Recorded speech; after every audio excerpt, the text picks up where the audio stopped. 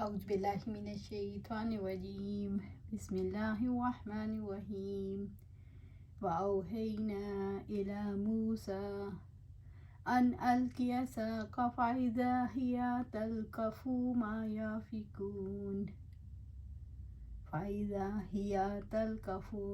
يأفكون اور ہم نے موسیٰ علیہ السلام کو وحی کی کہ اپنا عصا پھینک دو، تو اچانک وہ نکلنے لگا جو وہ جھوٹ گھڑ رہے تھے۔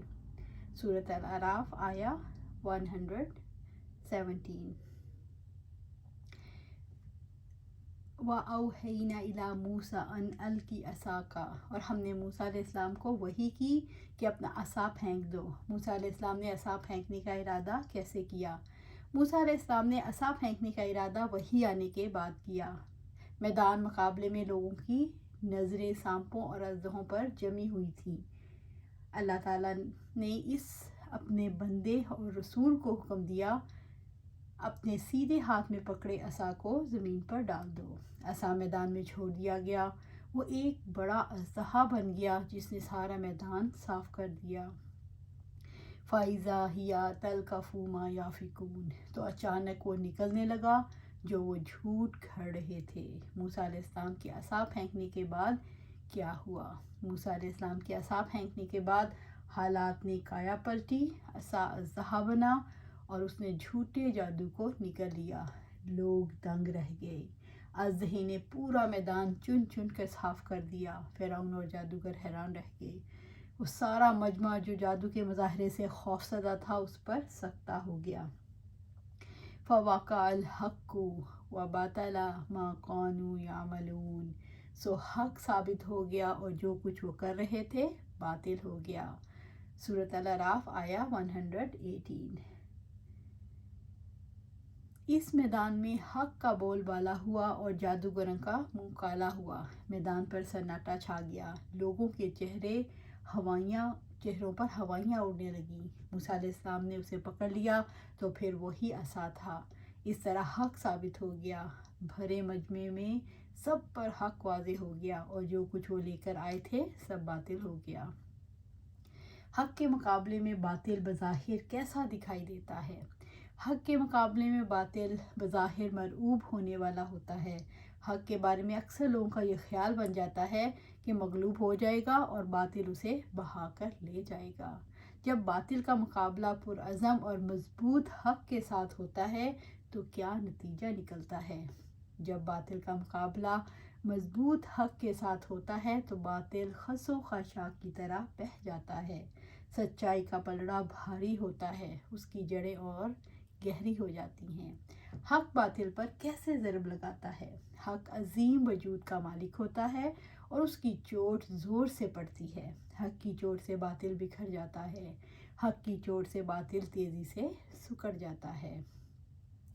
فَغُلِبُوا هُنَالِكَ وَانقَلَبُوا صَاغِرِينَ، تو اس موقع پر جادوگر مغلوب ہو گئے اور ذلیل ہو کر واپس لوٹے۔ سورۃ الاعراف آیا 119۔ فَغُلِبُوا هُنَالِكَ، فرعون، اس کے سردار اور اس کی قوم مغلوب ہو گئے۔ هُنَالِكَ اس مناظرے کا میدان، وَانقَلَبُوا صَاغِرِينَ، اور وہ ذلیل ہو کر واپس لوٹے۔ جادوگروں کو موسیٰ علیہ السلام کے مقابلے پر بلانے والے ذلیل اور رسوا ہو کر واپس لوٹے۔ ان کا جادو باطل ہو گیا اور انہیں اپنا مقصد حاصل نہ ہو سکا جس کا وہ گمان کر رہے تھے۔ فرعون اور اس کے ساتھیوں کا مقابلے میں کیا بنا؟ فرعون اور اس کے ساتھی مغلوب ہو گئے، فرعون اور اس کے ساتھی ذلیل ہو گئے۔ وَأُلْقِيَ السَّحَرَةُ سَاجِدِينَ، اور جادوگر سجدے میں گرا دیے گئے۔ سورۃ الاعراف آیا 120۔ وَأُلْقِيَ السَّحَرَةُ سَاجِدِينَ، اور جادوگر سجدے میں گرا دیے گئے۔ جادوگروں کو کس نے سجدے میں گرایا؟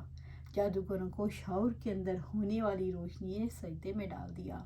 جادوگروں کو سچائی کے رعب نے سجدے میں ڈال دیا۔ جادوگروں کے دل کے اندر ہونے والی سچ کی روشنی جب یقین میں بدلی تو اس یقین نے انہیں سجدے میں ڈال دیا۔ جادوگر سمجھ گئے کہ یہ معجزہ ہے جس کا جادو سے کوئی تعلق نہیں، اس لیے وہ اللہ سبحانہ تعالیٰ کے آگے سجدے میں گر گئے۔ قالوا آمنا برب العالمین، انہوں نے کہا ہم جہانوں کے بادشاہ پر ایمان لاتے ہیں۔ سورۃ الاعراف آیا 121۔ جادوگروں نے جب سجدہ کیا تو انہوں نے سب کے سامنے ایمان کا اقرار کیا اور اعلان کر دیا کہ وہ رب العالمین پر ایمان رکھتے ہیں۔ فرعون اپنے آپ کو رب الاعلیٰ کہلاتا، اسی لیے اس غلط فہمی کو دور کرنے کے لیے کہا ہم رب العالمین پر ایمان لائے ہیں۔ جادوگروں نے موسیٰ علیہ السلام کی اور جن معجزات اور دلائل کے ساتھ وہ مبعوث ہوئے ان کی تصدیق کی۔ انسان کے دل میں یقین کی روشنی کیسے بھر جاتی ہے؟ انسان جب حق کو پہچان لیتا ہے تو اس کا شعور روشن ہو جاتا ہے۔ انسان اپنی عقل سے جب غور و فکر کر کے سچائی کو پا لیتا ہے تو اس کا دل یقین کی روشنی سے بھر جاتا ہے۔ جیسے ابراہیم علیہ السلام کا دل بھرا تھا، ویسے ہی جادوگروں کا دل بھی یقین کی روشنی سے بھر گیا۔ ربی موسیٰ و ہارون، جو موسیٰ اور ہارون کا رب ہے۔ سورۃ الاعراف آیا 122۔ رب موسیٰ و ہارون، جو موسیٰ اور ہارون کا رب ہے۔ جادوگروں نے یہ کیوں کہا کہ موسیٰ علیہ السلام اور ہارون کے رب پر ایمان لے آئے؟ جادوگروں کو فرعون کے دین کے لیے خطرہ بننے والے موسیٰ علیہ السلام اور ہارون علیہ السلام کے ساتھ مقابلے کے لیے بلایا گیا تھا۔ جب فرعون کے دین پر چلنے والے جادوگروں نے حقیقت کو پہچان لیا تو انہیں رب پر ایمان لاتے دیر نہ لگی۔ اس ایمان کو وہ موسیٰ علیہ السلام اور ہارون علیہ السلام کے حوالے سے ہی جانتے تھے، اس لیے انہوں نے کہا ہم موسیٰ اور ہارون علیہ السلام کے رب پر ایمان لائے۔ قال فرعون آمنتم به قبل ان آذن لكم ان هذا لمکر مکرتموہ فی المدینۃ لتخرجوا منها اہلها فسوف تعلمون۔ فرعون نے کہا تم اس سے پہلے ہی اس پر ایمان لے آئے ہو کہ میں تمہیں اجازت دوں؟ یقیناً یہ تو ایک سازش ہے جو تم نے شہر میں کی ہے تاکہ تم اس کے باشندوں کو یہاں سے نکال دو، سو تم بہت جلد ہی جان لو گے۔ سورۃ الاعراف آیا 123۔ فرعون کے اس قول سے پتہ چلتا ہے کہ اس کی حکومت میں کوئی بھی ایمان قبول کرنے کے لیے خود مختار نہیں۔ یہ بھی پتہ چلتا ہے کہ کسی کے شعور میں اگر کوئی حرکت پیدا ہو تو بھی اس سے اجازت لینی چاہیے، اور یہ کہ اس کی اجازت کے بغیر کوئی عقیدہ یا یقین نہیں رکھ سکتے، اور یہ کہ فرعونیت جاہل اور غبی ہوتے ہیں، اور یہ بھی پتہ چلتا ہے فرعونیت انتہا پسند ہوتی ہے اور اپنے اقتدار کے بارے میں حساس ہوتی ہے۔ فرعونیت کا شکار ہونے والی قومیں پستی کا اور ذہنی اور عقلی پسماندگی کا شکار ہو جاتی ہیں۔ اللہ تعالیٰ نے فرمایا فَاسْتَخَفَّ قَوْمَهُ فَعَاتَوْهُ إِنَّهُمْ كَانُوا قَوْمًا فَاسِقِينَ، تو اس نے اپنی قوم کو ہلکا کر دیا تو انہوں نے اس کی اطاعت کی، یقیناً وہ نافرمان لوگ تھے۔ سورۃ الزخرف آیا 54۔ إِنَّ هَذَا لَمَکْرٌ مَکَرْتُمُوہُ فِی الْمَدِینَةِ لِتُخْرِجُوا مِنْهَا أَہْلَهَا فَسَوْفَ تَعْلَمُونَ، یقیناً یہ تو ایک سازش ہے جو تم نے شہر میں کی ہے تاکہ تم اس کے باشندوں کو یہاں سے نکال دو، سو تم بہت جلد ہی جان لو گے۔ فرعون کو موسیٰ علیہ السلام کی دعوت پر اپنے اقتدار کے لیے خطرہ کیوں نظر آئی؟ موسیٰ علیہ السلام کی دعوت رب العالمین کی دعوت تھی۔ جو دعوت رب العالمین کے لیے ہو اگر وہ پھیل جائے تو طاغوتی نظام برقرار نہیں رہتا، اس لیے فرعون کو اپنے اقتدار کے لیے خطرہ محسوس ہوا۔ فرعون نے فریب سے کام لیتے ہوئے کہا یہ تمہارا سردار ہے، تم نے اس کے ساتھ مل کر سازش کی ہے تاکہ وہ غلبہ حاصل کرنے کے لیے تمہاری مدد لے سکے، پھر تم اس کے اطاعت گزار بن جاؤ اور سب لوگوں کو یہاں سے باہر نکال دو۔ حالانکہ فرعون خود بھی جانتا تھا جادوگروں کی موسیٰ علیہ السلام سے کبھی ملاقات ہی نہیں ہوئی۔ فرعون کا ہرکاروں پر جادوگر اکٹھے ہوئے اور موسیٰ اور ہارون علیہ السلام نے جو کچھ کر دکھایا وہ معجزہ تھا۔ تمام جادوگر معجزے کا مقابلہ نہ کر پائے اور حق واضح ہو گیا اور موسیٰ علیہ السلام پر ایمان لے آئے۔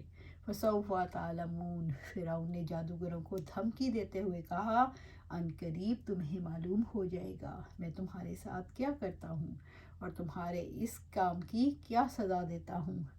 لَأُقَطِّعَنَّ أَيْدِيَكُمْ وَأَرْجُلَكُم مِّنْ خِلَافٍ ثُمَّ لَأُصَلِّبَنَّكُمْ أَجْمَعِينَ، میں ضرور تمہارے ہاتھ اور پاؤں مخالف سمت سے کاٹ دوں گا، پھر تم سب کو ضرور سولی دوں گا۔ فرعون نے ہاتھ اور پاؤں مخالف سمت سے کٹوانے اور سولی چڑھانے کی دھمکی کیوں دی؟ جب بھی باطل کا مقابلہ حق کے ساتھ ہوتا ہے تو باطل کبھی مقابلے پر دلائل لے کر نہیں آتا۔ تشدد اور سخت عبرتناک سزاؤں سے ہی حق کا مقابلہ کیا جاتا ہے۔ فرعون یہ سمجھتا تھا کہ جادوگر بغاوت اور فساد کرنے والے ہیں، لہٰذا ان کے ساتھ وہی سلوک کرنا چاہتا تھا جو باغیوں اور فسادیوں کے ساتھ کیا جاتا ہے۔